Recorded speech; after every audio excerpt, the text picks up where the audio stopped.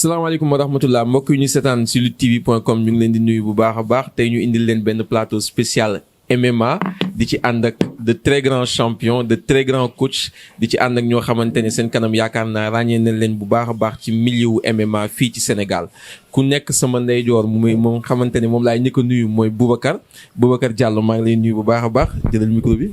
waa Ibrahima maa ngi lay fay bu baax di la sant ci invitation bi di nuyu waa Sénégal yëpp. di leen wax liñ fi fas yéene wax ngir defar dong lañ ci jublu ak joxe suñu xalaat. macha allah kooku mooy Boubacar Diallo nekk combattant et en même temps mun na nekk coach ñu xàmmee kanamam bu baax a baax ci MMA waaye suñu càmmoñ ñu ngi nekk ak benn mbër koo xamante ne yaakaar naa ni c'est un espoir un grand champion koo xamante ne macha allah confirmé na ci mbappat yi te mu ngi def de très belles prestations itam ci avec frappe bi nekk écurie Fass ñu koy woowee Serigne Ndiaye numéro 2 ñu koy woowee aussi Coriace maa ngi lay nuyu jëlal micro bi Serigne. mais sama gars xanaa dañu ragal micro. maa lay fay grand bër di leen nuyu bu baax di nuyu suma grand yi ak suma kilifa yi ma toogal ci plateau bi. di nuyu suma équipe waa équipe Fass. xam nga di nuyu di ko def suma papa Tafa Gueye. parce que moom ma libéré ma ñëw affaire dafa bette. waroon naa woo président. xam nga jégalu bu baax. di nuyu suma dëkk ñoom dañ ñu may seetaan waa Ndiafat ak 75 villages yi ne wër yëpp. di nuyu waa Médina gi ma juddoo yoroo fi mag yëpp di nuyu waa équipe Fass ak sama coach yi may entraîné. xam nga coach Alouche Père Ali. xam nga ku si mel ni coach Jo.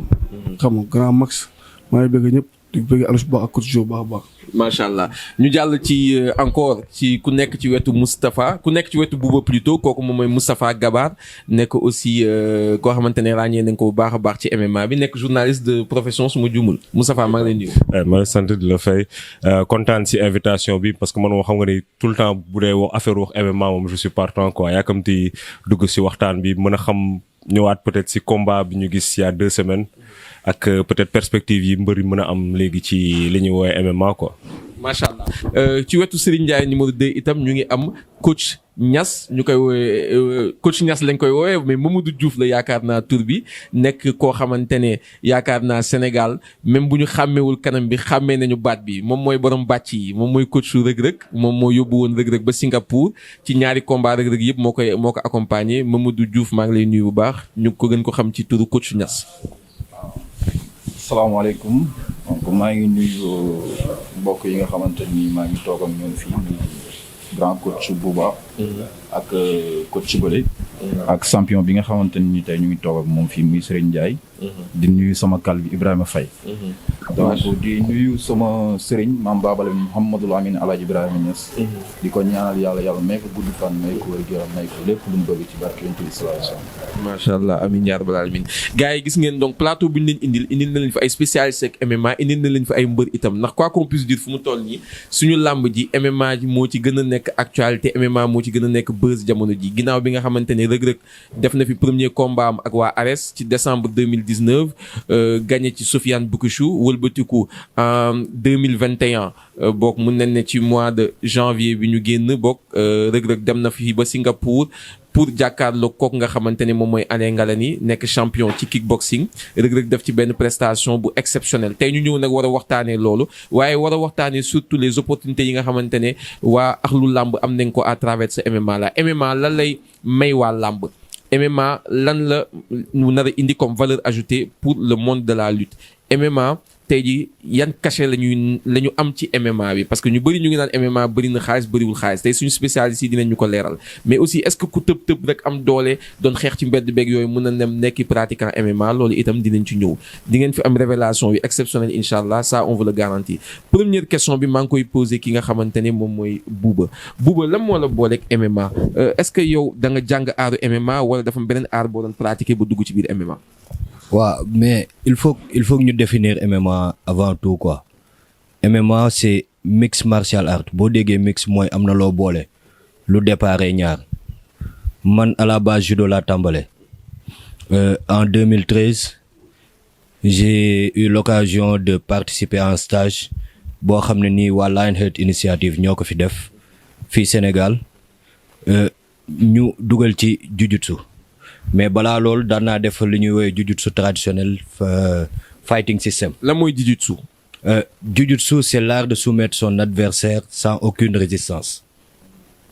loolu lay tekki. mais ci naka lañ koy pratiquer jujutsu est-ce que tey comme suñu bëri bi la wala bokk naka lay demee en général est-ce que ci bëri bu ci suuf la wala boxe la day am ay dóoraati kurpeñ wala. non y a 2 types de jujutsu il faut que nit ñi xam ko. Premier type bi mooy c'est le jujutsu japonais typiquement japonais qui tourne autour de la self-défense. protéger sa bopp soumettre sa adversaire finir ko loolu pour xeex debout kese la. beneen type de jujutsu bi nit ñi xam mooy bi gën a siiw léegi mooy jujutsu brésilien mooy bi nga xam ne nii fu mu toll nii moom la ñuy jàngale maak Moustapha. boobu ça tourne beaucoup plus au sol. te xool nañ ni MMA du ma wax sax MMA. xeex yi ci àdduna bi yëpp bu ñu leen bàyyee ñu jaxasoo 5 minutes rek ci suuf lay mujjee. moo waral la famille Gracie yi jël loolu développé ko parce que waa ji amul woon doole jël xam-xam bi mu yor au sol développé ko au sol ba nga xam ne ni boo àggee au sol moom ni mu la soumettre lay xool loolu muy jujutsu. donc yow loolu moo la booleeg MMA mixed martial art da nga jóge ci sa art bi nga am ci judo ak art bi nga am ci jujutsu wëlbatiku dugg ci MMA. waaw wëlbatiku mais ak loolu maa ngi doon def.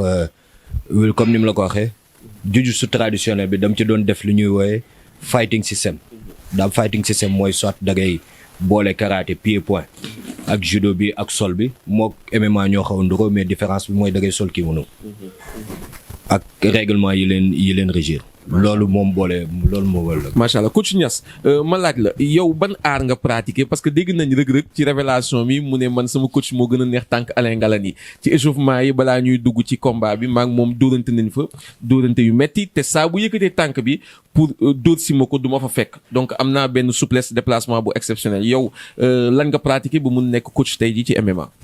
donc man maa ngi pratiquer Apkido ak full contact.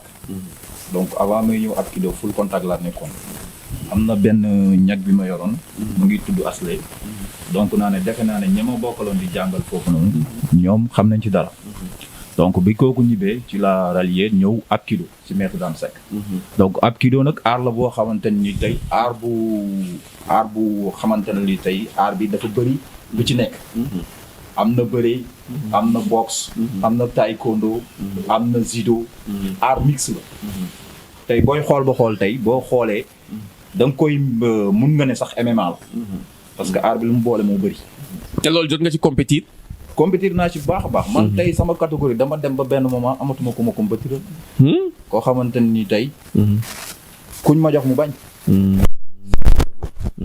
mais aar boobu la dafa am ay dóorante ay kurpeñ dóorante tànk yooyu yëpp da ci am. aar boobu daal boo ko bëggee dégg MMA la rek. am na tànk am na loxo am na bëre am na maîtrise au sol. voilà.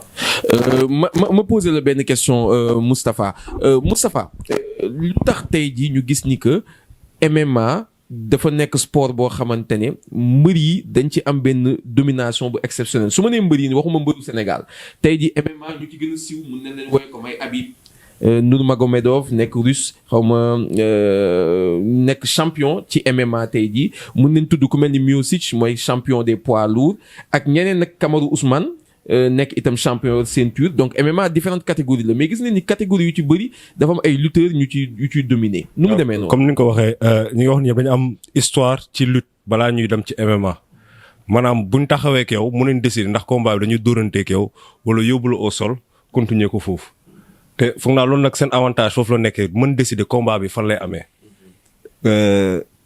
am base boobu noonu yokk si yeneen arme muy pied point ak peut-être sax ay technique au sol quoi. parce que UFC moom mooy ligue bu gën a siiw wala ligue bi nga xamante ne moom moo ëpp visibilité ci monde MMA. loolu am na. waaw donc UFC boobu noonu est-ce que mën nga ñu limal ay champion yi nga xamante ne pratiqué nañ yeneen art ñëw dominer UFC pendant un bon moment. bon pour commencer on va dire que jiu-jitsu au départ moo doon dominer parce que gars yi xamuñu woon combat au sol da ngay gis kenn koo xamante ne boxe na benn 10-15 ans kickboxing mais jàngul combat au sol kon gars yi dañu ñëw bu au sol gagné mais instant yi dañ dem benn niveau boo xamante ne mën nañu wax ne ñëpp ñii MMA yëpp ñu ngi contrer loolu wala jàng lu ñuy contrer loolu kon jiu-jitsu dañ ko xaw a tegee boor. mais ba léegi dafa mel ni lutte bi moo ci dominer lutte ak pied point on va dire. lutte ak pied point lan mooy pied point tàmm naa dégg nit ñi naan pied point mooy boo jëlee sport bu mel ni kickboxing wala muay thai boo xam te ne daal da ngay dóoree sa loxo ak sa tànk te am na coude am na genou yooyu yëpp am na ci MMA. donc arme yooyu noonu yëpp xam nga yi ma waxagum yooyu aspect yooyu yëpp foog nga mën ko maîtriser wala nga xam ko noo koy bloquer boo bëggee dem ci MMA. parce que dama dégg suñu mbër yi tàmm am benn discours naan bu ñu xeeb suñu làmb ji dafa nekk sport boo xamante ne c'est un grand atout pour le MMA est-ce que yow tu partages cet avis là. Je partage cet avis ak ay réserve parce que atout la moom c'est vrai mais am na ay aspects yu MMA yoo xamante ne yow mën nga làmb 20 ans doo ko mës a rencontrer. te yoo xamante ne boo demee ci MMA danger bu bon la comme par exemple nit di la jab nga bëgg sëgg pour éviter ko xam nga loolu mun nañ la dóor coup de genou. te làmb doo ko mës a préparer pour danger. faaw nga adapté wu daal. voilà faaw nga adapté wu même bu dee am nga technique yu garaaw ci làmb bi. fu nga xool ci MMA naka nga mën a appliquer sans danger. naka nga mën a appliquer sans danger. sa làmb bi sa bëre bi naka nga ko yóbbu MMA ak quelques variations.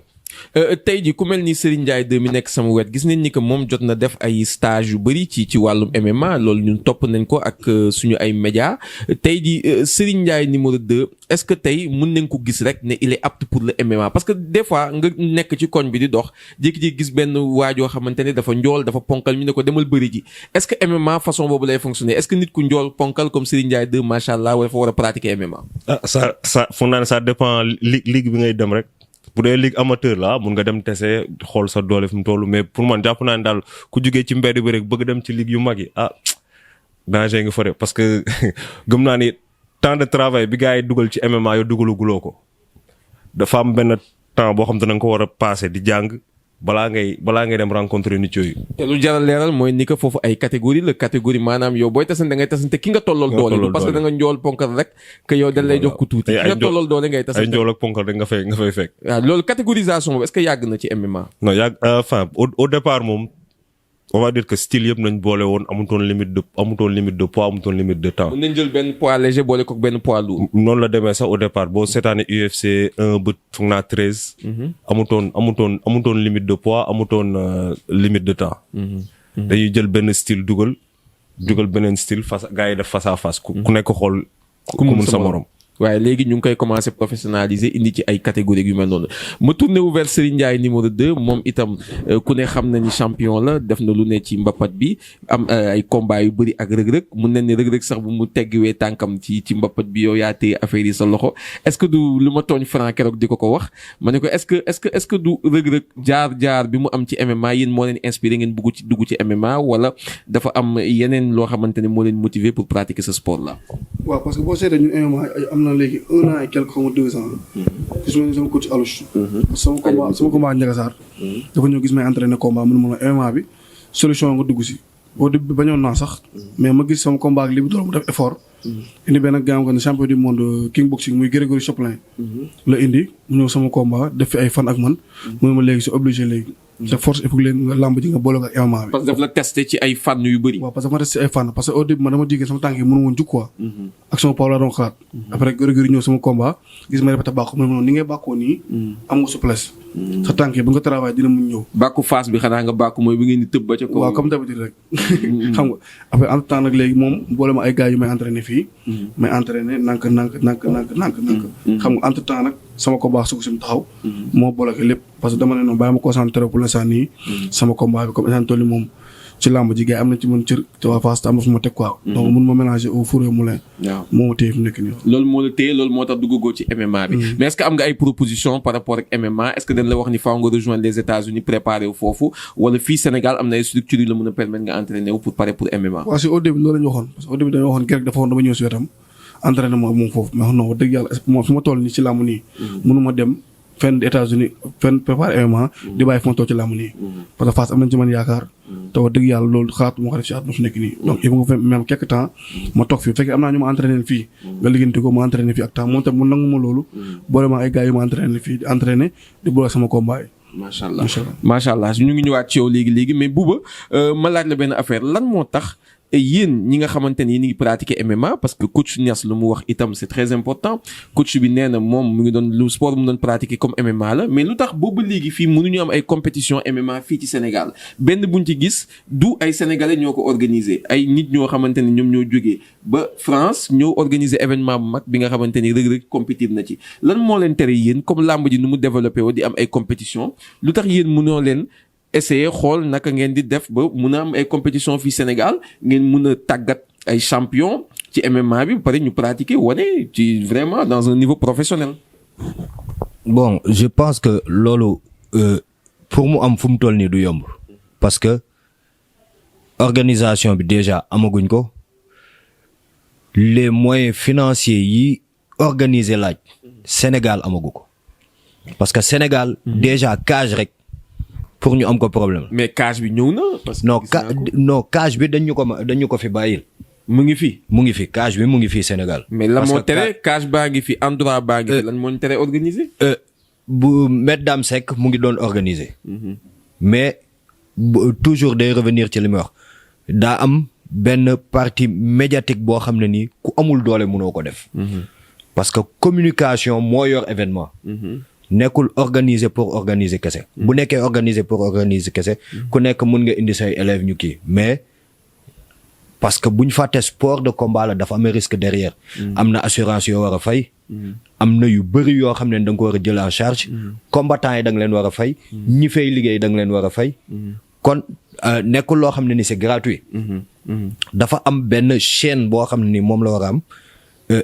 man sama xalaat li ñu war a njëkk def mooy bañ a xool le professionnalisme fu mu toll nii.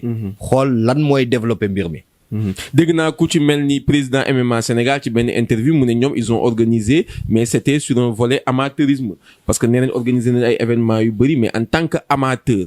mais man li may wax mooy ay événements yoo xamante ne vraiment du nekkati amateur ça sera professionnel yoo xamante ne dinañ mun a am cage parce que su ma juumul mosoo leen def événement fii ak cage. non mosul am. waaw man cage bi moo tax may wax ak arbitre yu professionnel yu ñu formé lu tax yéen mënoo leen organiser wu autour des associations pour fonder benn association bu dëgër bu mun a régler ce problème là question boobu ça va s'adresser à vous trois yéen ñëpp di ngeen ci tontu.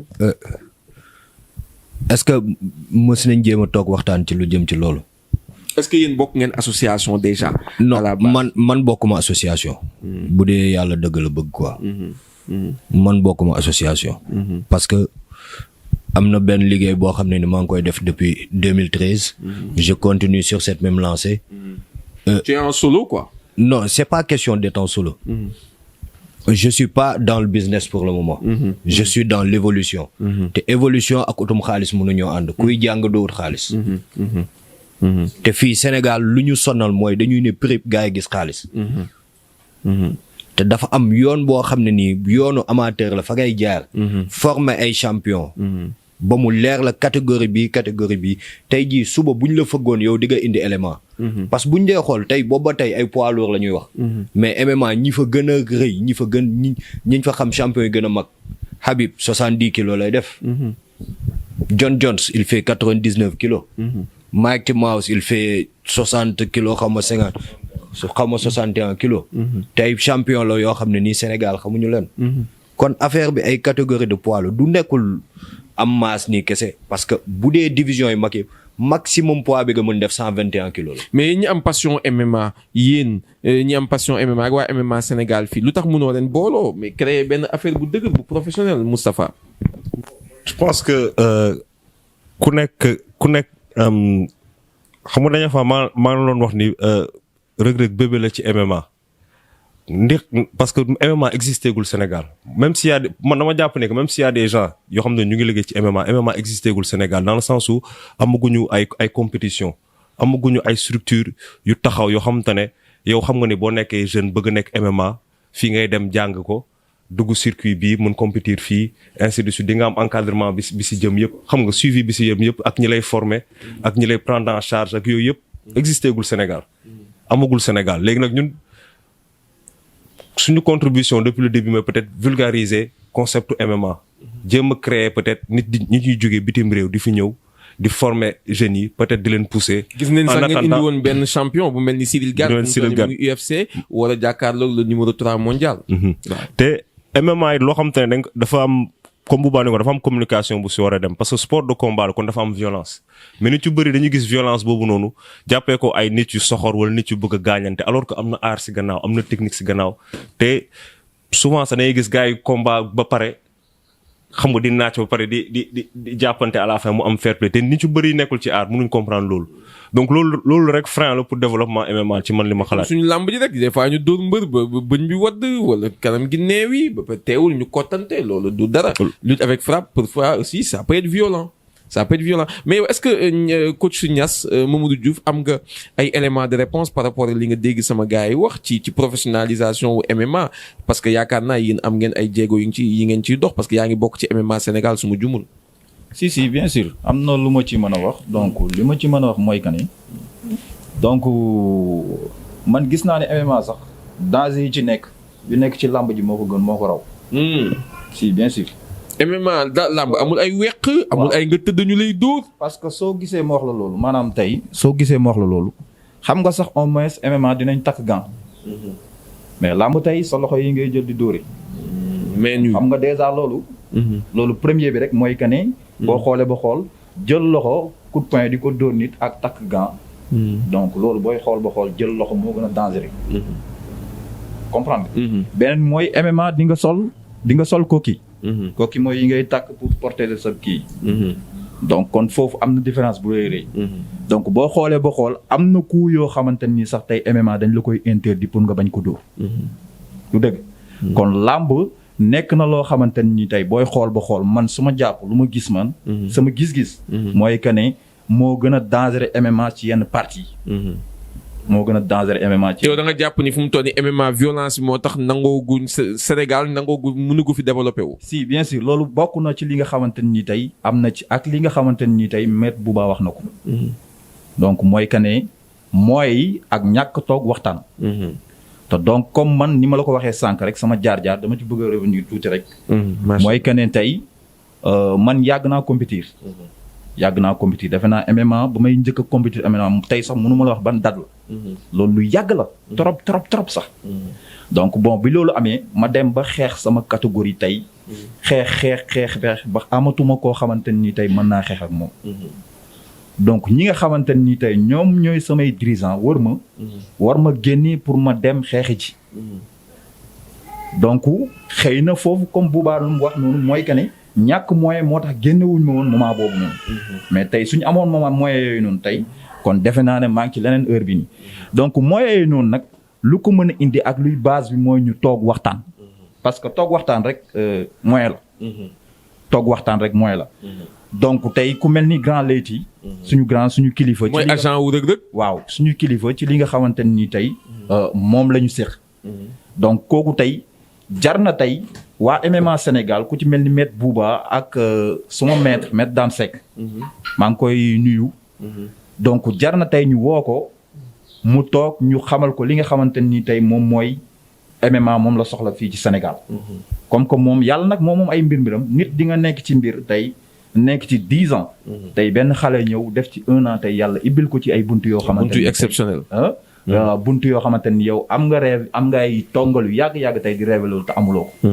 donc kon tey man su ma gis-gis mooy bu ñu fi jógee en tant que ay sénégalais. en tant que ay doomu réew mi te bëgg di avancement réew mi. ñu dem seeti grand Leyti. toog ak moom waxtaan ak moom wàññi buntu bi.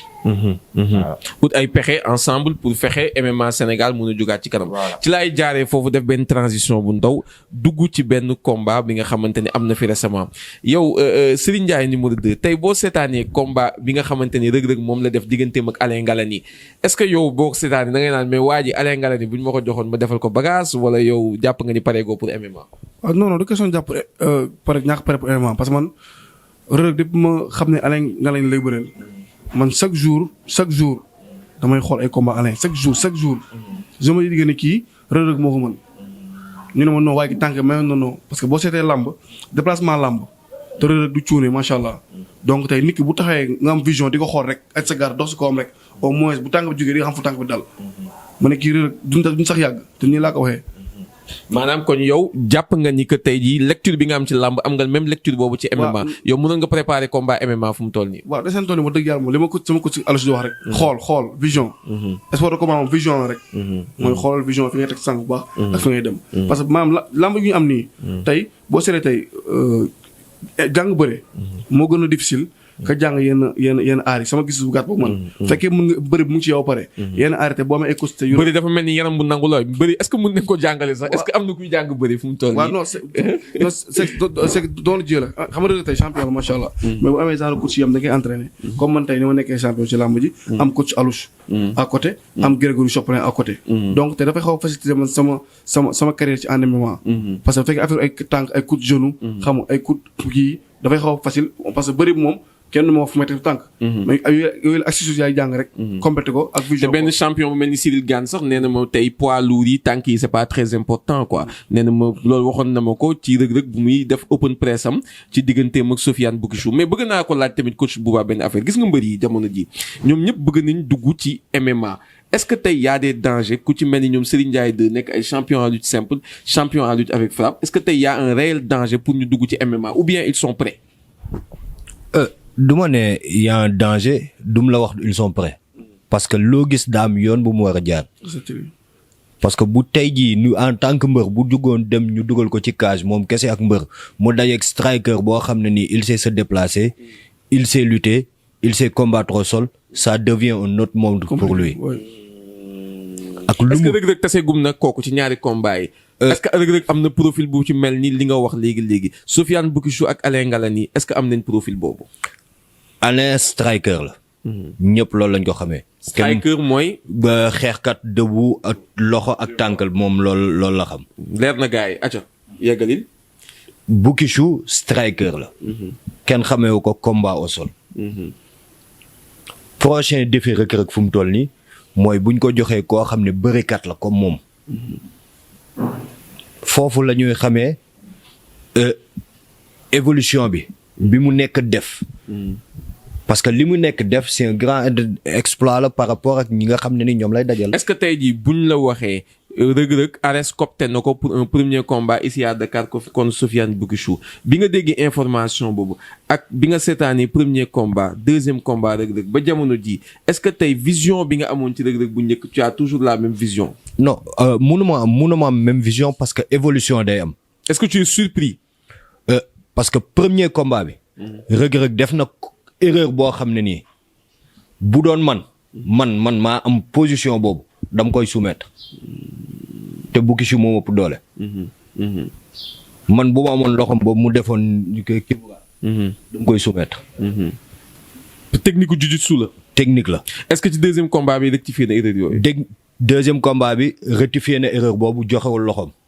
mais ba léegi erreur bi mu nekk def mooy il est en train de rester dans la demi-garde. li ñuy woowee demi-garde mooy mu des ci diggante ñaari tànku waa ji. loolu boo ko defee day fekk ñaari épaule waa ji ñu ngi tëdd ci suuf. mais munoo nangu waa ji benn épaule bi samp beneen bi nekk ci kaw parce que day am mobilité su boobaa. loolu yeneen xeetu aar la yoo xamante ne suñu mbër yi maîtriser wuñ ko trop. xamuñu ko. suñu est-ce que partage nga avis wu Bouba ci aspect erreur technique yi nga xamante ne Reug Reug commettre na ko ci ñaari combat yi. donc man Reug Reug lu ma ci war a wax mooy gisuma ci moom ay erreur en tant que coach. gisuma ci moom ay erreur gis nga tey Sénégal ñun ay sénégalais la. lamb ji nga xamante ni tey lamb la boo xamante ni tey Sénégal. mais gis nga tey mbër yi nga xamante ni tey ñu ngi Sénégal fii bëgg a def MMA. ki nga xamante ni tey moom moo indi bëre Sénégal fii. ku jar a gërëm la ku jar a sant la. parce que bëre comme ni ma koy waxee rek. dinaa ñëw tuuti ci li nga xamante ni tey xëy na bu ma ko développé tey grand maître yi toog fii dinañ xam ne li may wax lu am la lu wër la. lamb aar la bu doy waar. bu doy waar boo xamante ni tey. foo ko mën a nattu ci ay mbaax ak ay ngëneel la weesu na ko. ci côté milieu sport de combat. ci côté sport de combat. donc aar la boo xamante ni tey bu doy waar la ci biir MMA. bu doy waar a doy waar ci biir MMA. surtout lutte avec frappe boo xamante ni déjà da ngay am ay base en frappe. yu uteeg lutte simple bi. donc loolu boo xoolee ba xool lamb ji lan mooy différence am ak aikido lan mooy différence am ak taekwondo lan mooy différence am ak jiu-jitsu mooy passage de grade. passage de grade. gis nga tey ki nga xamante ni tey moom moo créé lamb. tey bu indi woon passage de grade am na mbër yoo xamante ni bu ñu demee dañ leen di téye. passage de grade mooy tey jàngal nga élève bi xool nga li nga xamante ni tey moom mooy programme ceinture blanche mooy exemple moom moo gën a maîtriser mooy ay caxabal. ay mboot ñu ne par exemple tey. ceinture blanche bu nar a jóge ci ceinture blanche jëm ceinture jaune. normalement boo mënul mboot wala caxabal doo jàll. comprendre. kon donc ñoom takk ceinture rek mooy suñu différence ak ñun. mais aar la bu doy waar boo xamante ni tey mu ngi ci biir jujus mu ngi ci biir MMA. effectivement macha allah bu dégg nga lu coach bi wax dans ce sens là. kon tey ji ku am làmb yaakaar naa ni mun nga nekk un grand champion du MMA. non démb rek maa ngi koy wax ak Moustapha. nit li nga am kenn du la ko xeebal. nit li nga am. kenn du la ko xeebal. ndax li waral loolu mooy ñun làmb la ñoom fii Sénégal. te àdduna du dox ba nu xeeb làmb. wante bu nu dee wax comme ni mu ko waxee ca tàmbale ba. ngir defar ak yokkante xalaat ak amaana am nañ gis-gis gu wuute ak gu gaay am. wala am nañ technique gu wuute ak gu gaay am. ku ci nekk dafa am domaine am mix martial art am domaine boo xam ne nii. bëre bi fii la yem. bu ñu duggee génnee ci bëre bi dañuy dugg beneen domaine boo xam ne nii dañ koy wooyee grappling. mooy dem au sol di xeex. boobu beneen domaine la bu ñu taxawee di xeex beneen domaine la. parce que bu ñu dee waxi MMA il faut que ñetti domaines yooyu yëpp. même bu dee benn nga ci mën. nga xam nan ngay canaliser ñetti domaines yooyu yëpp. pour mën a def MMA. mooy tey jii man mënuma xeex ak samay loxo. mais mën naa xeex ak samay tànk. lu may def mooy nan laay gérer distance. dama koy jàng. nan laay taxawee ba kenn du ma song. kuy bëre du ma song moom. wala bu songee du ma fa fekk mukk. parce que gis nañ fi kaawu Adesanya. boo ko songee loo ko bu laal suuf jugaat taxaw moom bëre moom yoonam newu ci. Israël Adesanya kon munul bëre. non du ñu ne munul bëre. parce que ci club bi gën a mag ci wàllum grappling au monde Atos fa lay entraîner ceinture violet. mais jiitalul bëre ci ay combat. jiitalu ko moom arme yi mu am. moom lay utiliser muy striking bi moom. léegi li ngeen di ragal dëgg-dëgg mooy peut-être il faut mu fexe balaa muy yegg ci point yi ci combattant yooyu noonu mu am yeneen armes yu muy xeexee ak ñoom. non xam naa ne coach bi mu ngi ciy liggéey. coach bi mu ngi ciy liggéey. loolu parce que loolu métier métier mooy tey jii bu xoolee benn combat xool combat kële war na xam kii fii waru fee dugg.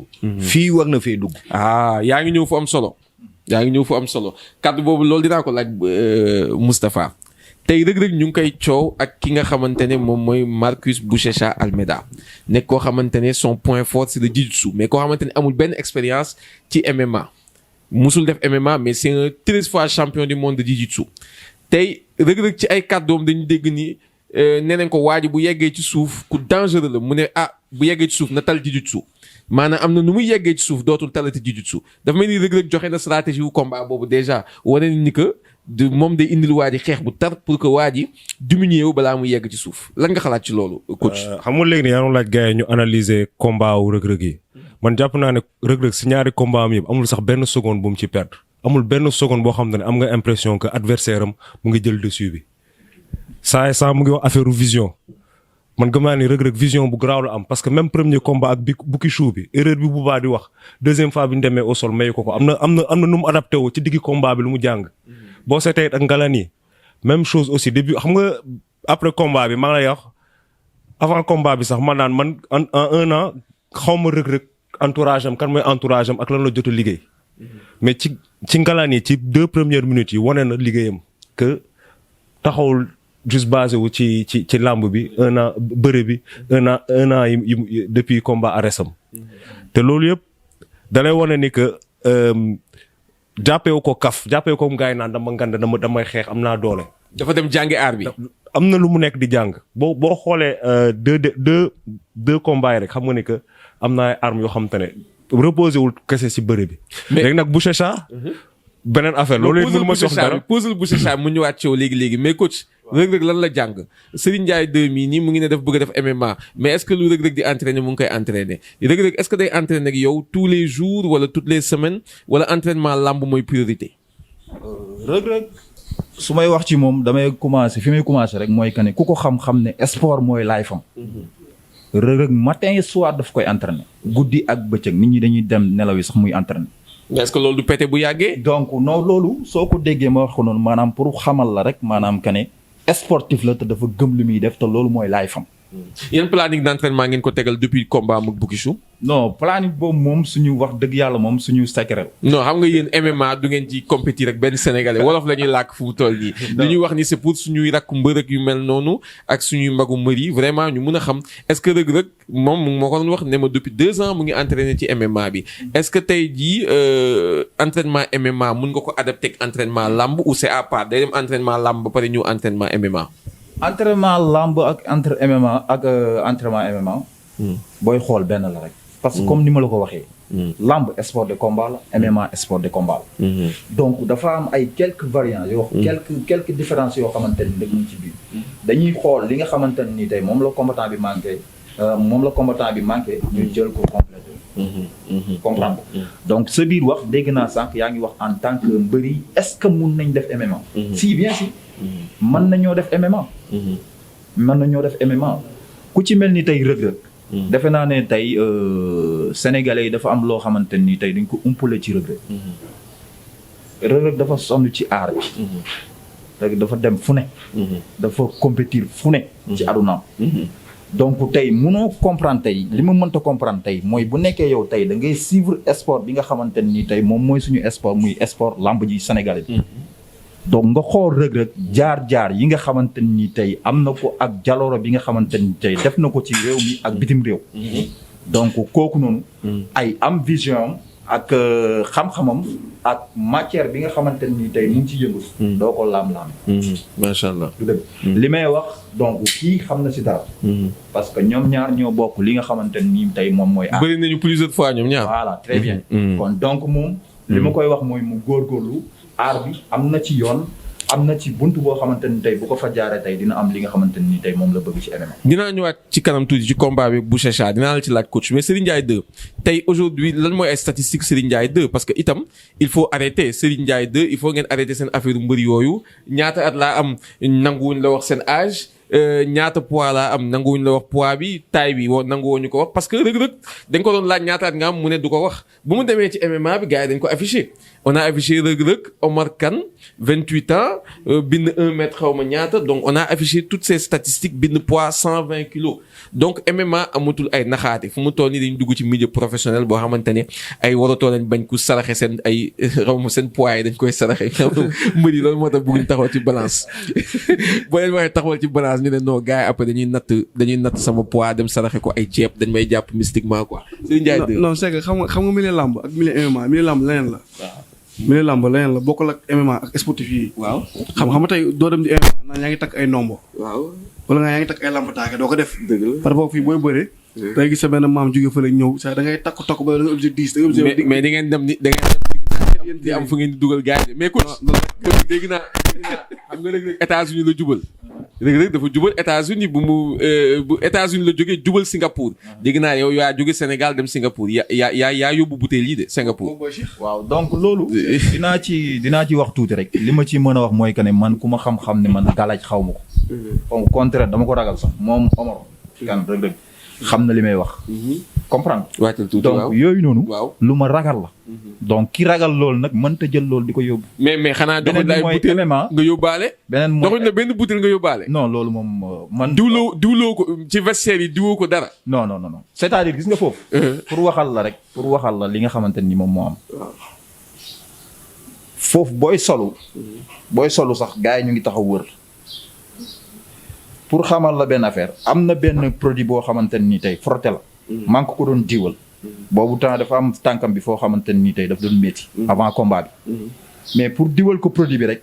waa ji nga xamante dafa taxaw foofu daf ne ma non lii c'est interdit. pour diwal ko wallaahi la azim. pour diwal ko. daf ne ma non lii c'est interdit. comprendre lii c'est interdit. kon donc ki nga xamante ni tey da lay interdit yow. frotté da lay interdit tey pour nga diw frotté kooku nag est-ce que dina la may. tey amul bain de amul bain de amul bain. jël micro bi waaw. c'est que lamb ñu baal ma du affaire sport. moom lamb. culture la quoi voilà culture la pas sport quoi xam nga tey. par exemple tey sama adversaire tey ni mu fekkoon tey ki ma bëgg toog nii. duñ nangoo toog nii. mun nañ nga jox ko loxo. du ma faale. mais par rapport ak fële am na. waaw da nga ñëw taxaw sa adversaire nii xool ko mu xool la nga def yaram neen dara. waaw mais Serigne Ndiaye ban âge la am ñaata kilo lay peser taille bi ñaata la. waaw man Serigne Ndiaye moom sama at moom wax dëgg yàlla moom du nekk lu may nëbb. 21 octobre laa judd 94 laa judd. 21 octobre 94. waaw 26 ans. waaw. Poids bi. poids bi man ki 127 kilos. 127 kilos. âge bi. âge bi ki mooy. 26 ans. Ouais, 26. non 27 ans 27 ans ah. 27 ans wala 28 ans. non 27 ans bientôt 27 ans laa. octobre parce que xam nga ñoom octobre dañuy retenir 94 mais xamuñu xam nga boo wàññee sa at doo xam ndax 27 ans nga am wala 28 ans wala yow 27 ans nga am. non bës man moom wax dëgg yàlla affaire waaj at moom. ñoo bokkaloon classe ñu ngi may seedaan. ñëpp sama mag. kee sama mag la. waaw xam nga. tey macha allah sama famille tey maa ngi sant macha allah. sant yàlla bu baax macha allah waaw xam naa ci dara macha allah gis naa ku mel ni yow ku mel ni Franc. gis naa ni wax dëgg yàlla seen ay photo yu yàggul dara ngeen nekk ay xale yu ndaw donc ku ngeen wax seen âge moo leen mën a gëm. coach Bouba balaa muy ñëwaat après ci coach Moustapha ci affaire Bouchecha coach Bouba 127 kilos on dirait que ça c'est pas apte pour le MMA. non bu ñu ne c'est pas apte pour le MMA. c'est le travail. sport de combat la. ñu li ma bëgg a wax mooy dafa mel ni am na ligue yu mel ni UFC. dafa ak yu mel ni One Championship. non déglu ma boo fa defee 127 kilos. non déglu ma booy warul wàññi poids bi. am na loo xam ne nii gars yi duñ la ko wax. gars yi dañuy wàññi 10 kilos wala lu ko ëpp. mais moom sax ñëw taxaw ci bascule. dañ koy am na ku ma expliquer. dañuy wàññi 10 kilos wala lu ko ëpp man am naa sama benn xarit équipe nationale 15 kilos la doon wàññi judo. en combien de temps. 2 semaines. mu wàññi 15 kilos. buy ñëw taxaw ci bascule bi dañ koy téye mais le lendemain bu taxawee ak yow doo attanoo ko. day jëlaat poids bu mu pertoon lu mu bon dina jël 5 à 7 kilos. donc dafay déshydraté wu le maximum wàññi poids bi wàññi ndox bu nekk ci yaram bi. xam nga Sénégal dañu négliger le diététique dañ ko négliger. mooy waral yenn saa yi ñuy jël poids n'importe comment mais ku respecté diététique am normalement poids boo bëgg a dagg war nga xam nuñ koy daggee. ceeb bu xonk bi. waaw. macha allah kon saa yi xam na fu mu toll nii yoon bu mu war a jaar déggoo mu naan ceeb bu xonk bi ci suuf kon xam na ni fu mu toll nii bu waree dem defi ji MMA ci ligue yu mag yi ligue yi nga xamante ne mooy ay One Championship ak Ares ak yeneen tey faaw mu nekk maximum 120 kilos. non bës loolu leeral naa la ko sànq au début. déggoo ma ne maanaam pareeguma pour l'instant nii. pour du ci MMA mais maa ngi door ay comme. jiu-jitsu bi ma wax noonu. ci lay jàng nank-nank. mais par rapport ak sama combat bi ma am nii. mënoo am combat ba parce que MMA pour nga def ko il faut nga concentré wu ci à 100%. man sama gis bu gàtt. Reug Reug ni boole ñaari. waaw non bokkul xam nga niveau bu ñu nekk ak suñu niveau ñun. c'est un peu compliqué. comprendre tey Reug tey combat am bu amee combat mën a bëri combat 8 mois. suñu combat maximum 3 mois lay durer. ak façon entraînement yi ngay def. ak fi ngay toll ci làmb gars yi yaakaar bu ñuy am ci yow. donc mënoo ko boole di gauche à droite da ngay concentré wu sa combat. ba tollu benn niveau bi nag après def stand-by. mais est-ce que gisoo itam ni que promoteurs yi fu mu toll nii promoteuru làmb yi waruñu ñëw seet si gars yi nga xamante ni seen xam-xam màcc na ci MMA ñu organiser ay événement MMA yow ñu boole la ak tey ji ku ci mel ni Franc jël tey ji ku mel ni Tapha Tine boole ko ku mel ni Bombardier fii nii ci seen bopp ngeen xeex ci cage bi wane seen ay bopp coach yi entraîné leen les meilleurs génn fi dem war a compétir dans les grandes ligues tey ngeen jàkkaarloog itam ñoo xamante ne ay budoka lañ duñu kese ay mbër dañu jóge ci yeneen aar yi taekwondo yooyu yéen ñi ngeen di former ñu xool qui sont les meilleurs nga xamante ne yéen bu ngeen di nar a dem ci MMA One Championship wala UFC wala Ares da ngeen di am benn expérience en MMA déjà bi ngeen xamante ne da ngeen koy yóbbaale pour mun a wane seen bopp est-ce que tey waroo leen yéen mbër yi fii ak sénégalais yi compétir seen biir au lieu que ku ñu laaj rek ngeen nekk naan non man Reug Reug nee na man du ma jàkkaarloo kii sénégalais bii damay xeexal sama réew waroo leen def MMA bi tamit loolu. tontu ci après Moustapha. non waaw mais loolu ba see loolu pertement lamb la. pertement sport bi la man sama gisu gerte parce que comme gars yi ñuy def tey ku mel ni man tey Gerek ñëw na Sénégal ñu recruter mbër yu bëri mën naa koo place ak coach Max xam nga pour jël ay mbër traité leen yóbbu leen ñu def MMA xam nga maam chance yooyu li ñuy fexe jéem a apte am ko maam am ñoom dañuy ñëw uniquement xool ay mbër jël leen teg leen si bonne condition yóbbu leen ñu entraîné mais par rapport ñu xeex yu suñu biir tey bu Serigne Ndiaye amee combat ak Franc tey ñu gaayante kenn dem te pourtant ñaar ñëpp mënoon nañu yóbbu ñaar ñu dem waaw loolu man beneen vision laa koy wax si li muy wax ni bu ñu organiser wul suñu bopp ñi am doole bitim réew nañ ñëw exploiter suñu mbëri fii comme Ares ni mu amee Ares boo yow yaa ngi fa woon gis nga production bi fa am gis nga xaalis bi ñu fa génnee ban sport nga mus a gis ñu du football du basket bu ñu mus a génnee fonds yu mel noonu def spectacle bu mel noonu te ñoom xam nañ xaalis bi nekk ci MMA xam nañ potentiel lu mbër yi fi nekk potentiel bi nekk Sénégal te bu ñu organiser wul ñun nañ ko jëlee bitim réew ñëw jël fi gars yi xaalis bi du fi des ñu yóbbu gars yi nag gars yi di combattre foofu noonu à l'étranger. xaalis bi gars yi ñu ngi commencé woo xaalis. non balaa ñuy xaalis il faut ñu am benn mentalité boo xam ne nii mentalité de sportif la et de dépassement. munu ma ne man sénégalais laa kii sénégalais la du ma dajeek moom sama dëkk laay xeexal. non affaire bi fii lay tàmbalee. ngeen xeex seen biir. mag yow bokk xalaat ba ñu xam ne kii ceinture bi kii moo ko moom. wante kii taxul de moom mooy numéro 2. kii mën na fi ne comme kii mën na fi ne. il faut que loolu am. parce que munoo leen tëb ngeen ne da ngeen di attaquer ji le monde extérieur fekk seen biir dëkk defoo leen fi benn preuve. non du question moyen. du question moyen mooy li may wax sànq. am na loo xam ne nii dañ ko jiital muy dërëm. amour bi moo war a jiitu comme yéen ni ngeen amee amouru làmb ñëw tey ji dem ci ay mbapat yoo xamante ne paquet suukar la woon saaku ceeb yéegi bu ngeen bëggee def MMA est-ce que warul leen jiital amour bi bañ a xool xaalis bi tout de suite xaalis bi dañ ci ñëw wax léegi waaw mais gannaaw bi li muy wax tamit am na solo de. non il faut que loolu nit ñi xam ko. waaw parce que tëb ne man ay millions laay fayee ko ci MMA. yomb naa dégg. mais yombul def de. yombul def. kaawu Reug Reug c'est un cas à part. Reug Reug jaarul ci circuit normal. dafa am chance ligue bu mag copte ko. fay ko xaalis. mu jóge fa def prestation bu extraordinaire. mu amoon 4 combats yu mu signé ak ñoom 4 combats yooyu mujjul antu ndax coronavirus. ñooñu libéré ko ndax datu contrat wam jeex na. te pourtant am na keneen ku waroon xeex mais xamuñu ko. Moussa Togola dafa waroon xeex. mais climat bi ni mu demee moo tax xeexul. jour combat bi. jour combat boobu. jour combat Reug Reug bi. te pourtant moom tamit MMA lay def. bokkuñu poids. bokkuñu catégorie. il faut organisation bi fii. ci mim réew. ñu tàmbali xeex bi tàmbalee ko fii amul man. franc laay dajal amul franc laay dajal amul kii laay dajal. il faut nekkatuñu ci bëre. loolu moom nekkatul bëre. MMA ak bëre c'est différent bokkuñu. nit ñi ñu ngi bëgg a jël bëre boole ko MMA c'est 2 mondes différents. 2 publics différents. parce que agent wu Reug Reug waroon na fi teew muy Leyti Sène nee na moom man bu ma jëloon Reug Reug ñëw ne ko dugal ko ci One Championship directement wala dugal ko ci UFC directement mais buñ ko fa rayee lu may wax. parce que tey boo fa dugalee te amul expérience bi tey nit ñaa ngi yàkkamti dugg UFC mais est-ce que UFC xamuñ ni que tey jii am na expérience boo fa war a duggee mais boo fa duggee face à un combattant qui est complet am ay techniques yoo xamante ne man gis naa UFC ñoo xamante ne combattre ñu pour gagner la dañuy combattre pour rey la. non Beuz. Francis nga nu te reyaate nga baal ma.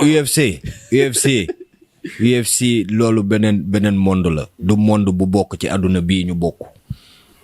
parce que pour nga dugg fa il faut nga am minimum 10 combats. ah non am na ñu am combat am na ñu amul combat yu bëri nekk dugg UFC. xoolal seen. xoolal seen. ah dañuy am combat yu bëri ci yeneen sport. da ngay xool mais Reug Reug c'est le cas. mbër yi tamit c'est le cas. da ngay xool seen cursus amateur. moom ngay xool. rarement nga fay gis. koo xam ne lutte la doon def lutte simple ak lutte avec frappe. kese ñëw dugg UFC. parce que lutte yi ak bëre yi bokkul. mais gis nañu UFC dafa commencé intéressé wu ci ci l'Afrique.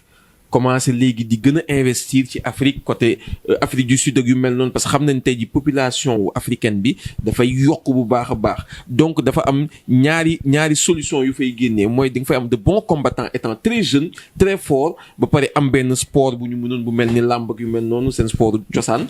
ba pare itam UFC day gagné itam ci ñi nar a seetaan. mooy tey ji boo xoolee Reug Reug rek lu mu dem defe ji UFC Serigne Ndiaye numéro 2 lu mu dem defe ji MMA plutôt Serigne Ndiaye 2 bëgg a dem defe ji MMA loolu lu muy andi mooy ni que population sénégalaise bi yëpp dañuy nar a seetaan donc UFC dafa intéressé wu fu mu toll ci MMA en Afrique parce que ñaari volets yooyu da ci am de très bons combattants ba pare am ci aussi de une grande partie de la population yu mën a fay ay pay-per-view pour seetaan événement yu mel noonu. Buzz, l'Afrique est le seul continent jeune de ce monde.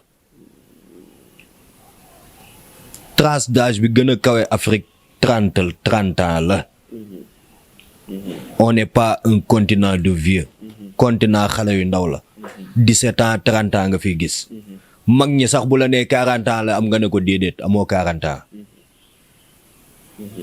loolu mooy Afrique. loolu kon moom mooy valeur ajoutée bi nga xamante ne UFC bëgg na ko implanter fii nii ci dëkk bii nii waaye coach ñu def benn transition bu ndaw nag coach dégg naa fu mu toll nii moom seen affaire baax na financièrement wax dëgg yàlla fu mu toll nii affaire yaa ngi dox ndax dégg nañ ni combat rek bi passé am ngeen à peu près ay 50 millions yoo xamante ne bokkut ak bonus yi parce que dégg naa ni tey bu ngeen kawowee da ngeen di am ay bonus. yoo xamante ne MMA da koy fay dégg naa ni sax Juan mu ngi doon wax ni à l'UFC mën nga am bonus yu 50,000 dollars tey jii bu nekkee da nga def benn kaw coach seen affaire baax na fu mu toll nii de. oui avant may xuus si domaine boobu rek dama bëgg a revenir tuuti ci li nga xamante ni bu baax wax na ko maître bu baax. waaw mooy que ni donc sport avant tout bu nekkee combattant bi yow bëgg nga def carrière. bëgg nga avant ci sport. li nga war a njëkkee mooy teg xaalis fële. waaw preuve bi man maa ngi koy jël sama bopp. donc bu njëkk biñ doon compétir ay médailles lañ doon gagné. ay médailles yoo xam ne boo ko gagné duñ la tegal 100 francs. tey jii boo demoon suma armoire tey conteneur médaille maa ngi ko fa wékk. donc pour xamal la rek premier jour bi nga xamante ni tey dañ ma fay combat MMA. fay ma 20,000 francs. jour boobu gars yi ma jàkkaarloo sama copain bi dama naan ko tey waaj na dee. parce que imaginel kuy xeex ay ñu lay jox ay weñ ay médaille tey benn jour ñëw ñu fay la 20,000 francs. kon yooyu la gars yi di fay fii. voilà non loolu yàgg na li ma lay wax yàgg na. kon donc ay perte Tafa Gueye bu ñu leen doon fay ay 1000 francs. ay 2000 francs kon donc loolu noonu pour xamal la rek tey foofu ma jaar noonu tey moo ma agsiloo fii tey ci sport. mooy bañ a jiital xaalis xool li nga xamante ni tey moom laa war a jëli ci kanam ma topp loolu bañ a jiital xaalis. donc beneen bi si topp mooy dégg naa sànq yaa ngi wax ne Omar Kane Reug Reug daf ne du xeex ak koo xamante ni tey sénégalais la. donc loolu boo gisee mooy tey boo xoolee tey Omar si niveau bi nga xamante ni tey toll na ko tey ci MMA. tey boo ko doon indi tey di ko tëggal fii combat ak keneen. defe naa da nga koy delloo si waat mu ngi mel ni tey ku jóge ci nuñ koy waxtee koo xamante ni tey jóge na tey ci suuf dëkk ci kaw nga bu ko wàccalaat dëkkaloo ko suuf. donc boobu da nga koy wàccee. niveau ci MMA moo évolué ba nga xamante ne amul Sénégal mais nag ci kaw maître bu baax comme ni mu ko waxee. loolu lu am importance la et puis noonu la war a doxee loolu mooy réalité yi nga xamante ni tey moom mooy art martial. mooy que ne tey nañu xool combattant yi nga xamante ni tey ñoom ñoo nekk ci réew mi. ñu defal leen gala tëggal leen ba kenn téye séntu bi ñu xam ne kii moo téye séntu bi. kooku téye séntu bi ñu xool nuñ ko génnee mu dem représenter du Sénégal ca bitim réew. man yàgg naa gis ay entraîneurs yoo xamante ne ay joueurs la ñuy doon est-ce que coach bii nii combattant la ba léegi. coach ban la. coach Niass combattant la ba léegi. combattant laa ba léegi. parce que mooy suma life. yaa ngi combattre fu mu toll nii. non nii bàyyi naa nii bàyyi naa. parce que tamit lu tax ma bàyyi mooy que ni dama nekkoon ci cirque boo xamante ni tey cirque bu garaaw xam nga combattant pour xamal la rek boo demee tey ba découragé rek pour la indiwaat dafay jafe. lan moo tax nga découragé woon xaalis bi amatul woon ci domaine beeg yu mel noonu. non du xaalis sax. cachet bu gën a mag bi nga am bu njëkk bi 20,000 la bu gën a mag bi nga am ñaata. 30,000 30,000 mooy cachet bu gën a mag. 30,000. naa 30,000. xeex nga 30,000. 30,000 francs ci MMA. yow gars yi fële di xeex ay millions de dollars. mun nga fa damm wala nga perte fa bët ak yeneen. mais boobu temps xam nga ñu ngi séntu rek coach bi dox na de ay sa combattant fu mu toll nii ay 50 millions. loolu tey ñu ngi doon séntu tey pour nekk ci beneen level bi nga xamante ni tey fi la Omar Kane nekk mais boobu temps amuñu woon ki nga xamante ni mooy comme grand lady. macha allah kon fu mu toll nii étape par étape la ñuy naan step by step ba mun a yegg benn niveau bi mais fu mu toll nii coach sama question bi seen affaire baax na de. waaw loolu lu ma ci mën a wax rek mooy que ne tey ñun dañu nekk si benn circuit boo xamante ne ni tey kenn ku ci nekk dafa am li nga xamante ni tey moom nga moomee te defe naa ne loolu yow xam nga ci dara. lu tax ma ne xam nga ci dara bi nga ma contacté ne ma da nga bëgg ñu pour ñu def émission dafa am foo nga xamante ni dama na la fa demal nga jaar foofu noonu. ba nga fa jaaree tey moo waral sama toogaay fii nii. mais non fu mu doon waxuma salaire Reug Reug ah parce que salaire Reug Reug moom garaawul quoi. xam naa ne dama ko wax mais salaire coach bi neex na. si bien sûr. parce que comme uti naag bu combattant bi quoi. comme tey ni ma ko waxee woon fële rek. donc man dama nekk di liggéey. su ma liggéey ci laay tedd ci laay def li nga xamante ni tey moom laa war a defal sumay famille. kon donc Omar daf ma fay xaalis. su ma fayul woon xaalis du ma ànd ak moom di liggéey. nga dem ak moom ba Singapour yow yaa doon wax bàccal mais coach tamit lan mooy bàcc. waaw bàccal boo ko déggee lan moo waral loolu mooy que ne tey donc boo xoolee ale nga ni dafa am comme ni ñu ko waxee da yàlla da ko may. dafa bëri langue yi nga xamante da koy wax. day wax français day wax anglais day wax yeneen langue yi. kon donc kooku noonu comme que ñun yàlla may nañ ñu dégg olof te leer na ma ne yàlla moom déggul olof. donc dañuy xool olof yi fa mu gën a xóotee. ñu waxee kook Omar pour mu mën a def loolu noonu. ah mooy combat bi yëpp yow tey ay wax yu xóot nga doon wax ci wolof pour arrêter nga leen ni bañ a comprendre li ngay wax. très bien absolument noonu la. est-ce que loolu gëm ngeen ni loolu atu la bu lay nekk ci Reug Reug tey ji est-ce que un combattant tam bu nekkee ci cage bi du soxla itam tranquillité wala pour yow coach bi lu mu système bi baaxoon na. non man jàpp naa ne système bi baaxoon na boo farale ko bu ñuy analyser combat bi loolu la ñu ko wax que Reug Reug man li ma gën a impressionné mooy dal bi mu commencé combat bi ak di déglu coin am. que man naan dégguma bu baax mais dafa mel ni am na ko doon làkk wolof mu si réagir même moment bi muy décidé dugg Ngalani dafa mel ni début da ko doon test di xool lu mu mën mais dafa mel ni dañ ko jox signal rek mu dem. xam nga man loolu yëpp day won maturité ak complicité ak coaching.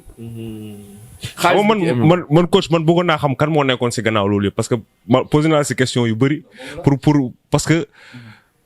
complicité bi yaa ngi ko doon sentir si Reug Reug ni mu doon réagir si biir combat bi. moom moo nekkoon ci. te xam naa gëm naa ne am ton public aussi non bi ngeen di combat. waaw foofu moom presque Ardiye fa nekkoon. ak Zizi. ñoo nekkoon foofu. ak dañ la artu woon ne la bul filmer ak sa téléphone. waaw foofu amoo droit sax filmer. amoo droit filmer parce que ñoom aussi duñ jël seen alal dugal ko ay milliards et milliards tey ci combat boobu noonu. ay milliards. exemple tey jël xaalis bu toll noonu tey dugal ko ci combat boobu noonu tey xëy un bon jour rek ñu génneel la benn vidéo tas ko. donc loolu lu ko waral mooy que ne tey kii liggéey. bëgg naa am bénéfice. te bénéfice bi xëy na nit ñi bañ a filmer. moo leen indi seen bénéfice kon tey ñoom du ñu nangu tey kenn di filmer. foofu noonu donc ka fay filmer sax faf dafa nekkul woon ci stade. kenn nekkul ci stade. ok voilà comme kii li muy wax ni tey. ma ñëwaat ci coach lu muy wax ni tuuti rek. mooy que ni gis nga combattant su nekkee da nga bëgg a avancer. il faut nga am benn complice sa diggante ak sa coach. parce que complice boobu noonu tey mooy waral tey nga àgg fu sori. te man Omar sama diggante ak moom en tant que rakk la ak mag. loolu moo dox sama diggante ak moom. ak yeneen yoo xamante ni tey lu baax rek ko lal. voilà incha allah macha allah ñëwal ma tuuti ci cachet dégg naa MMA itam xaalis bi bëri na ci MMA bi coach mi wax ay waxu 20 000 fii 30 000 mooy coach man tamit affaire yi jaaxal na ma quoi yow cachet bu gën a cher 20 000 cachet bu gën a tuuti 20 000 bu gën a mag 30 000 mais tamit affaire yi métti na yow par amour nga doon demee ah. c'est affaire question cachet bi c'est question bu ma ne question bu sensible mais question bu compliqué la parce que pour combattant MMA c'est.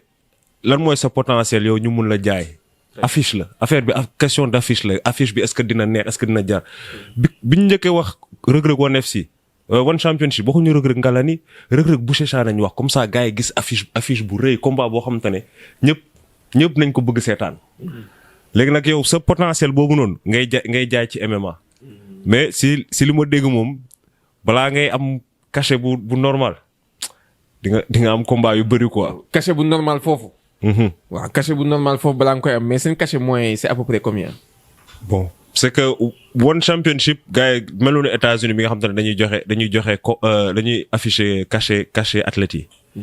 mais États-Unis moom xam naa ni ci UFC cachet yi gën a ndaw yi may gis ay $2,000 la $3,000. UFC day am ay cachet wu $3,000. mais parce que si event bi ay 12-13 combats mooy am yow boo nekkee si suuf. xam nga mun nga gagné 2000 boo gagné combat bi ñoo ko la si 2000 nga am $4000. ay bu 2 dee millions débutant nga yow bu dee débutant nga ci UFC bi. mais plus nga yéeg plus sax sa tour di yéeg ci carte bi xam nga combat principal ak yeneen combat yi la. kii bi di yéeg. yow yaa ngi amoon yaakaar ci affaire yi. non non demoon ma yow da nga amoon yaakaar dindal gars yi sa gars yi ay range comme Reug Reug. oui ça non non pas amul yaakaar c'est yooyu di gars yi wax ay 2 millions. non c'est affaire comme lamb la mel rek lamb tey ñu kese 100 000 lañ déparé ba tey maanaam da nga investir sa bopp pour mun jot niveau boobu noonu loolu kese la. nit balaa nga dugg si daal da nga jëkk am amour bi pare investir sa bopp parce que mooy tey mbër laa ci lamb laa yaakaar di tëdd dina di kolo ay entraînement. sa kanam bi dama xaw a lawet quoi damay xalaat gars yi ak kurpeñ yi dama la xaw a ñeewantal quoi comme lu gars yi di wax. xam nga ñun yaa suraal la ñun ay combattant lañ.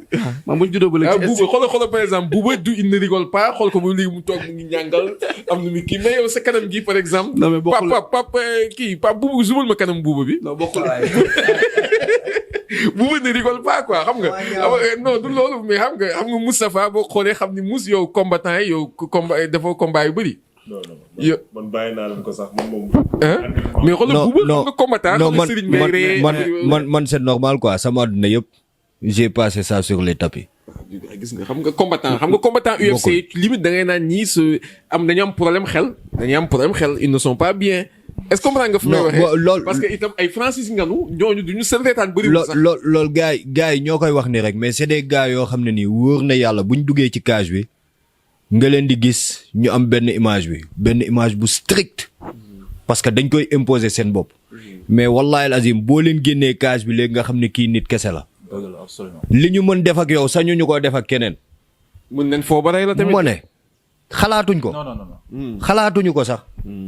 duñu sax foowee yenn yi.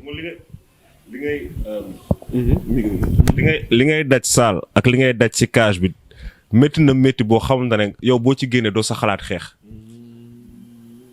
xam nga Serigne ci confirme. non mais c'est que ñaari image moo bokkul xam nga tey Serigne Ndiaye bu toog tey nii di waxtaan nii. dañuy kafooree mbala parce que samay papa laa fi nekkal samay nijaay samay coach fii njëriñ laa fi jëlee rek. ñoo maase de. waaw samay grand. kon boog samay grand laa fi toogal. mais Serigne Ndiaye bi nga xam ne tey dafa war a dugg si kaar Serigne Ndiaye bu war a bëri tey léegi nii non beneen kanam ak beneen xar kanam ak beneen fugu lay génnee. boo xam ne du bokk ak Serigne Ndiaye mi toog nii calmement waxtaan nii. yow ñaata kaw nga am ci làmb est-ce que am nga kaw mos nga am kaw. waaw si j'ai fait 2 kaw. 2 kaw. kan ak kan nga dóor ñu daanu. kaw naa Ousmane Dir. kaw naa tamit Libidor. sa dernier combat. waaw kon boog c'est un bon potentiel parce que mbër bi reñee ci mbapat ba pare di kaw en Bouba. dama nekk booy maintenant nag. kaw yi ah. non yow kaw en nganu yi ñoo la jaaxal quoi. kaw Francis nganu yi tamit nag loolu daf maa xaw a. kaw nga mais lépp loo gis ci àdduna dañ koy jàng. bëre. dañu koy jàng. même bu la yàlla mayee nga mën ko. dañu koy jàng. voilà. boxe dañu koy jàng. ndax ku judd rek boo jëlee décision xeex mën ngaa xeex. wante xeex bu tegu ci yoon la ñuy wax. lépp loo gis ci àdduna daa am foo war a jaar am ñu la teg ci yoon. sa xam-xam dong doyut. il faut que ñu la encadrer la. gérer la jox la ay stratégie jox la ay armes. am nga doole wante sa doole mënoo ko utiliser parce que jëriñul dara. day mel ni ngay entraîner pour entraîner sans benn objectif benn ci ginnaaw. am nga doole di nga entraîner tu es en forme de. mais amul sens. entraînement boobu amul sens baax na nag ci sa wéru yaram mais amul sens.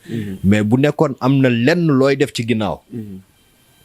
benn sport booy def ci ginnaaw sport de combat athlétisme yaa xam sport bu munti doon ci ginnaaw. bu nekkee am na objectif bu ne ci ginnaaw rek su boobaa da ngay gis nan la ñuy transformer doole bi en xam-xam. parce que di nga dem ba benn instant nit dina la xool ne kii amul doole. fekk yow kii moom mu ngi tëdd di coucher 180 kilos. li ñuy def 150 kilos di coucher moom loolu lay coucher te pourtant feeñul ci moom tellement dafay entraîner parce que entraînement bi dafa am objectif. il faut gars yi tamit xam loolu. beneen affaire boo xam ne pour CNG la mënuñu jël tey Sénégal kese ñu ne Sénégal ngay jël ku jël 80 kilos boole ko kuy def 120 kilos risque bi ci nekk dafa bëri. mais loolu arrêté nañ ko dégg naa da ngay am 15 kilos de différence. 15 kilos de différence.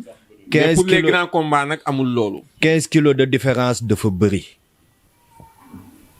il faut que mu am catégorisation comme dans tous les sports ci àdduna bi. bu ngeen ëppantewul 15 kilos loolu dara. 15 kilos bu dee nit ki 100 kilos lay def 15 kilos boo kii buy def 100 kilos nga def 160 amul problème yéen a tolloo doole buy entraîner. mais je veux dire non maanaam CNG dafa ne dès que mu ëpp 15 kilos combat bi mënul am. non déggoo lim la wax 15 kilos dafa ëpp 10 kilos sax dafa ëpp. kon da nga bëgg ñuy tolloo poids daal. léegi imagine toi man ma ne 100 kilos laay def. mais 84 kilos laay xeex. kuy peser 85 kilos kon day am problème ak yow. Habib temps normal il fait 92 kilos. Jour de compétition il se pèse à 70 kilos. après te day peser wu lendemain mu jëlaat ay poids.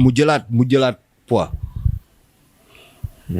Temps normal il fait 92 kilos. donc pour professionnaliser lamb itam da nga jàpp ni war nañ mën dem vers une catégorisation. non il faut pour ñu am parce que il faut que mënuñu toog ne lamb ji rek Sénégal la Sénégal. bien que am na volet boo xam ne Sénégal c'est le volet culturel bu ñuy woy volet mystique show beeg affaire demee noonu yëpp mais pour ñeneen ñi tijjeeku adduna bi daj lamb ji. il faut que mu am ñeneen ñu ñëw fekk ci lamb ji. Serigne Ndiaye lan nga ci tontu. waaw mais loolu li ma ciy tontu maanaam mooy lamb ak yeneen sport wax naa ko sànq bokkul. tey sama Pape Tafa gi tey 90 kilos maximum mosul mat 95 kilos. mais xool ay moom ñam ay 140 kilos dinañ doon daan. bokkul lamb ak MMA ak affaire de poids lamb leneen la. loolu mooy culture lamb daal. voilà lamb leneen la quoi parce que mun naa bëri yow tey nii tey ni nga toll nii tey nii bëri yow tey nga daan ma jël boo xamante ne kenn mënu comprendre.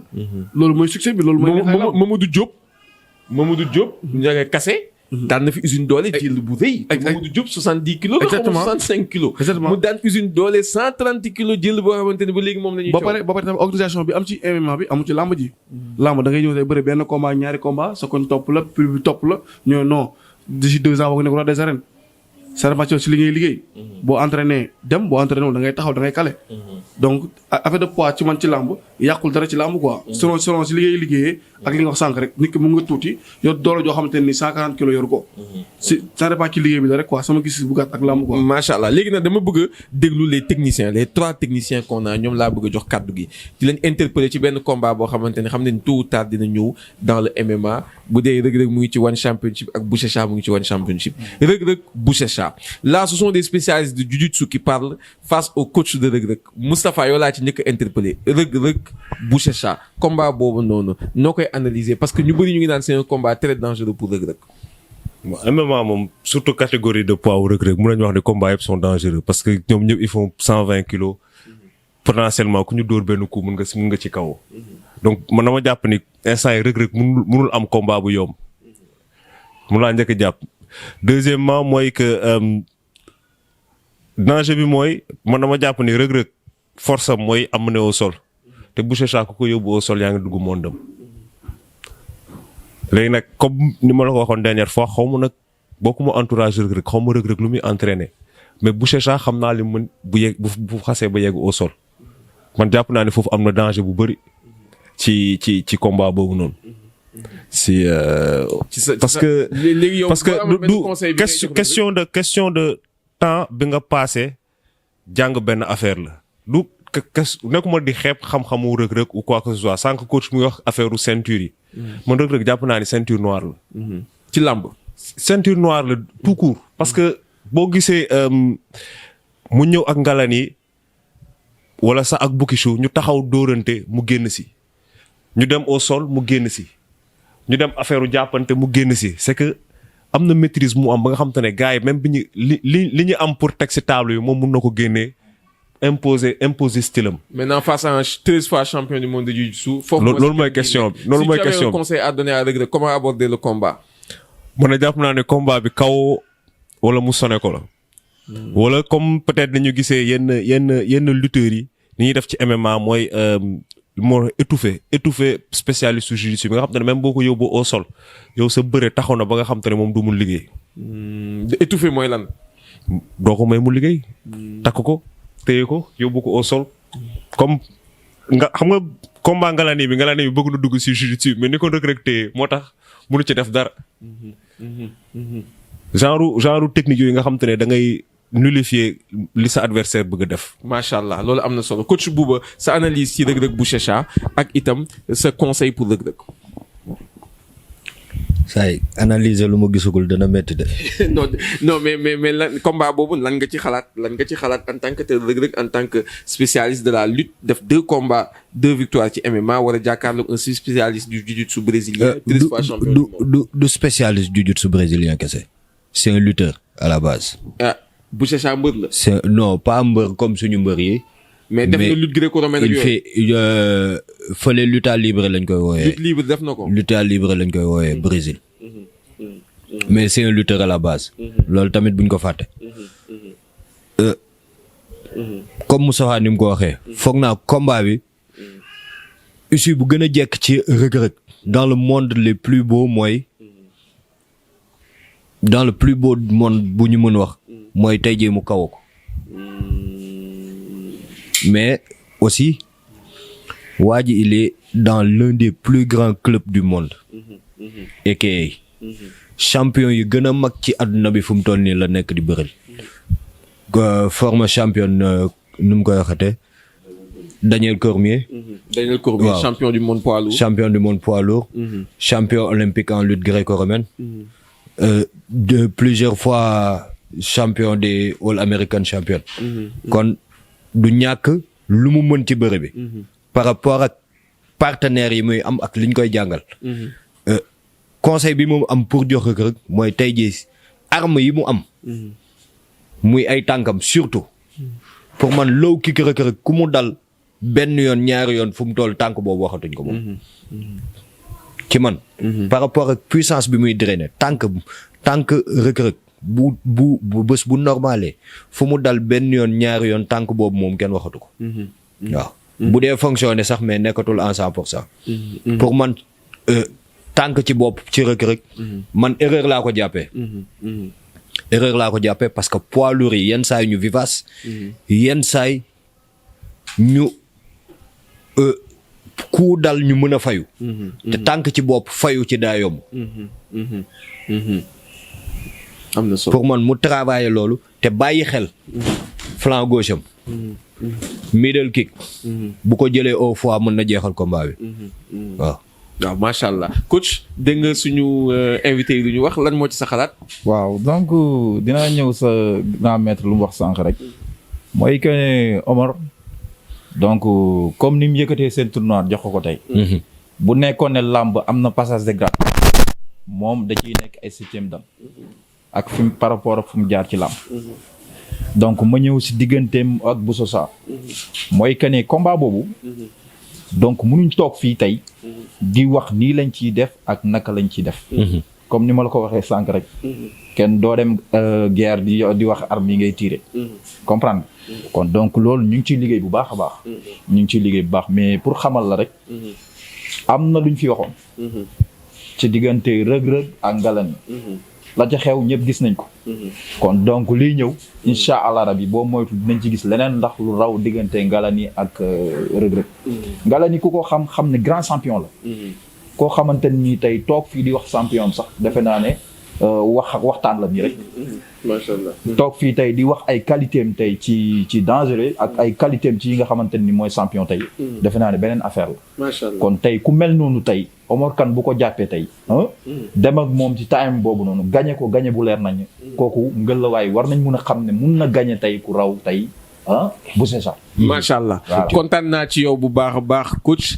kontaan ci ñi nga xamante ne ñoom ñoo ñu indi woon mbokk yi waaw gis ngeen lii la leen indiloon mu nekkoon spécial MMA boo xamante ne ànd nañ ci ay spécialiste MMA ñoo xamante ne pratiqué nañ waaye ñoo xamante ne ñu ngi jàngale art bi ñi nga xamante ne ñu ngi accompagner suñu ay doomi réew ci ay compétition internationale mun nañ ko woowee noonu ku ci mel ni coach Mamadou Diouf xamante ne ku ne gis na prestation bi nga xamante ne poulain Reug Reug am na ko ci digganteem ak Alain Ngalani waaye ñu ngi doon dalal itam suñu grand champion Serigne Ndiaye 2 nga xamante ne espoir la ci làmb am na ci moom yaakaar làmb mu ngi koy bàyyi xel ndax tey ji quoi qu'on puisse dire MMA ak làmb faaw ñu cohabiter parce que comme ni ñu ko waxee tey jii ki nga xamante ne mu ngi jóge Brésil te ñu ne la ko kii Brésil la jógee ñëw war a def MMA sa xel ci lu muy njëkk a dem mooy kii jiu-jitsu brésilien mun na ko. ki nga xamante ne tey jii mu ngi jógee Russe war a ñëw Russie war a ñëw pratiquer MMA sa xel lu muy njëkk a dem mooy kii ku mën a bëre la lutte olympique lutte gréco-romaine ak yu mel noonu ak lutte libre. ki nga xamante ne mu ngi jógee ay lu mel ni ay Chine ak ay Japon ak Asie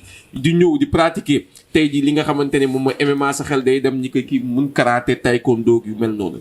donc kuy jógee Sénégal dëgg la fii y a des budoka waaye itam lamb ji nekk na art boo xamante ne comme yéen ni ngeen ko reconnaître art bu noble la boo xamante ne mbër yi macha allah am nañu 1000 chances après pour imposer wu ci MMA bi bu ñu suivre seen conseil. loolu itam yaakaar naa ni coach keroog ci bu ñuy jëli rëg-rëg aéroport am na kàddu bu mu yëkkati ne moom rëg-rëg rek lay entraîner waaye yaakaar naa ni pour le bien de la nation. boog pour des résultats extraordinaires ci nga xamante ne ñoom ñooy suñu ay combattants coach war na ubbil bunt yi moom ak Leyti war nañu ubbi bunt yi pour mën a former beaucoup plus de jeunes yi nga xamante ne ñu ngi fii les gars du jiu-jitsu tamit nekk fii je pense que seen salle nekk fii à proximité dina leen bàyyi ngeen jàllale ko itam ngeen former leen au jiu-jitsu bu ko defee seen arme bu ñu am ci làmb bu ñu ko booleeg jiu-jitsu bu ñu duggee ci MMA bi dañ def feuille flamme ku ci mel ni Serigne Ndiaye 2 tamit ñu porté engagement ni que ñu am engagement boo xamante ni faaw ñu fexee ko tëggal ko combat fii MMA xaw ma nag kan lañ koy booleel pour mu wane boppam ba noppi soog a mën a xalaat dem defi MMA à l'international ma bàyyi leen ngeen tàggatoo comme dans l'ordre bu ñu nuyante woon buuba ma lay jox kàddu gi li nga def synthèse tàggatoo. waaw Ibrahima maa ngi lay sant bu baax ci invitation bi. di jaajëfal ñi ma bokkaloon plateau bi yëpp tey wax ni bu ñu xeeb li ñu am te nañ ci gën a góorgóorlu ba mën a yóbbu li ñu jot a am fii Sénégal muy bëre bi fépp ci àdduna comme ni ko Reug Reug defee ñun ñu ngi def benn émission ci YouTube pour essayer expliquer Sénégalais yi lan mooy MMA. di ko jéem a def chaque semaine pour expliquer nit ñi MMA Sénégal show MMA Sénégal waaw pour expliquer sénégalais lan mooy MMA buñ ci bëggee am lu leen gën a leer nañ dem foofu man ñun suñu saal mu ngi nekk Olympique Club tëjaluñu suñ buntu kenn xamuñu kii fii la bokk xamuñu kële fa la bokk lépp lu ñuy laaj nit ki rek mooy boo fa ñëwee normes yi ñëpp doxee na nga ko doxee ak foo munti bokk ñun suñu yoon newu ci entraînement moo ñu fa indi sottante xalaat fu lu ñu Sénégal jëm kanam. macha allah coach Moustapha. jërëjëf Ibrahima encore ci invitation bi di sant ak di gërëm ñi ma fi toogaloon nga xam te ne am na lu ma fi jëlee lu bëri loo xam te ne ñun moom MMA ak sport de combat moo ñu tax a yëngu sénégalais bu ñu gis bu ci ne. dañuy kontaan di ñaan mu développé wu mais surtout xam nga sànq dañoo affaire xaalis c'est vrai que passion baax na ñun ay passionné nañu mais man gëm naa ni ci avenir bi booy seen passion il faut que ñu mun ko fructifier monétiser ko te loolu laay ñaanal nag bépp sportif boo xam te ne mu ngi ci sport de combat yi muy lamb muy karaté muy aikido que. sport yooyu développé wu Sénégal ba nga xam te ne du ñu sax soxla di génn Sénégal pour dem entraîner loolu am suñu tournoi bopp fii quoi. macha allah coach Niass Mamadou Diouf looy tàggatoo. waaw li may tàggatoo rek mooy que ni bon maa ngi lay gërëm di la sant ci teewaay bi nga xamante ni tey indi nga ñu toog waxtaan bu rafet. tey defe naa ne bu ñu fi jógee tey danañ xool ni nga xamante ni noonu la ñuy dajaloo. pour góorgóorlu ci li nga xamante ni dañu nekk pour jëmale réew mi kanam ci matière bi nga xamante ni tey ñu ngi ci. di gërëm coach Bouba di gërëm coach ak champion bi nga xamante ni tey yàlla boole nañu tey plateau bi. defe naa ne maa ngi moom ñu ngi doog a toog. maa ngi koy gërëm aussi ci teewaay bi nga xamante ni teew na fi donc di gërëm monde entier Sénégal yi yëpp jërëjëf. merci macha allah ñu jox kàddu gi nag Serigne Ndiaye numéro 2 moom fanaan naa ko 10 minutes ñu bàyyi ko bu gërëm waa Niakhate. bul fi def santu mbër de fii mbër yi new nu fi nag. waaw ñaar rek. waaw ok mais balaa dara ñuy féliciter suñu frère muy Reug Reug. waaw parce que tey quoi qu'on puisse dire rek ñun mbëri dañoo sagal bu baax a baax. moom di Bombardier muy Siteu. parce que tey suñu ay. ak Rocky Balboa. waaw ak Rocky Balboa suñu couleur la ñuy défendre foofu quoi. di ko féliciter tamit di ko ñaanal tamit wax dëgg yàlla combat yi mu jëm nii yëpp yàlla dafa ko si ndam muy combat MMA yi quoi dafa ko si jàmm xam nga di nuyuwaat suma écrit baax waa écrit Fass su Papa Tafa Gueye père baax mais sumay entraîneur xam nga père Socé Gueye Camara suma turandoo Serigne Ndiaye xam nga di nuyu Alouche bu baax Fabrice Alouche di ko nuyu père Ali xam nga di nuyu suma coach Jo ak père Ali xam di nuyu Max bu baax suma waa dëkk comme ni nga ko waxee waa Ndiafat Séeréer Ndiafat Safé Ndiafat Escale Ndiafat Bérut ak 75 village yi ko wër yëpp di nuyu waa Médina bu baax a baax a baax di nuyu ñëpp di bëgg ñëpp di la nuyu nag yow baax di nuyu suma gars yi may àndal di wax sama mbokk séeréer ñu ñaanal sama combat ma jëm ni yàlla daf ma si ndam mbas mi jóge fi nag combat diggante kan mën a sogo si ak soxo waaw yaa ñaan yàlla mbas mi jóge fi nag mbas mi jóge fi si jàmm ak salaam ko soxo essaye doon wax naa ñetti coach fu nekk nii bàyyi doon man na mbëri li fu ñu dem nag plateau bu ñu dem fexe jël coach yi récupéré yooyu mais en tout cas yaa ngi tane teg bët boo xamante ne loxo mi jox na macha allah lool ak yu mel noonu mais ma pose leen benn question rapidement moom laay tëjee sans doute est-ce que yéen des fois ngeen seetaan ci télé bi benn boxeur bu nekk fi Sénégal wala benn mbër ngeen ki nekk ñoom kii waroon naa def MMA ndax kii am na ci déplacement am ci bëri ci xeexam yu mel noonu am na déjà ay aptitude bu nekk. man waxuma la boxeur rek di dox ci mbedd bi gis benn boy nii rek bu am 15-16 ans gis physique am rek xam ni que kii war na dugg sport de combat du jeex si journée bi li ma koy gis quoi di ko xalaat. macha allah.